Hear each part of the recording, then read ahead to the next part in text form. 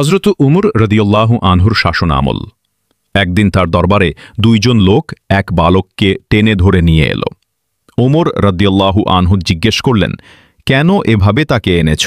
তারা বলল, এই বালক আমাদের পিতাকে হত্যা করেছে। ওমর রাদিয়াল্লাহু আনহু বালকটির দিকে তাকিয়ে বললেন, তুমি কি সত্যিই তাদের পিতাকে হত্যা করেছ?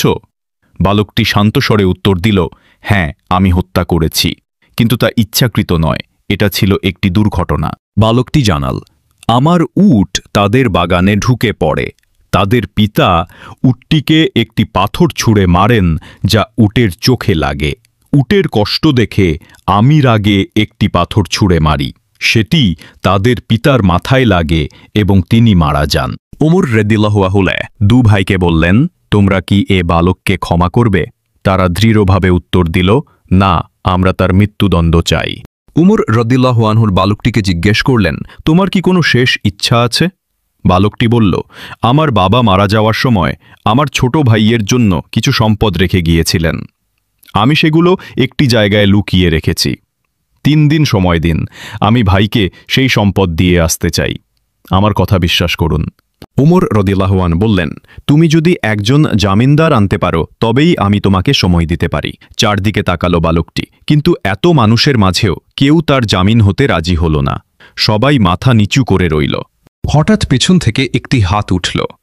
প্রখ্যাত সাহাবী আবু যর গিফারি রাদিয়াল্লাহু বললেন, আমি তার জামিন হব। জানেন, জামিন মানে হল যদি বালকটি ফিরে না আসে তবে আবু যর রাদিয়াল্লাহু এর শিরচ্ছেদ করা হবে। প্রথম দিন গেল, দ্বিতীয় দিনও কেটে গেল, কিন্তু বালকটি এলো না।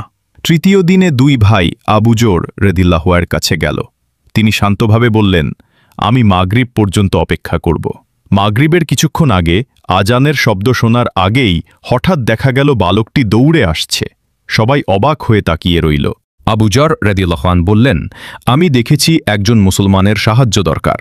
আমি চাই না কেউ বলুক একজন মুসলমানের সাহায্য চাইলে কোনো মুসলমান তাকে সাহায্য করেনি।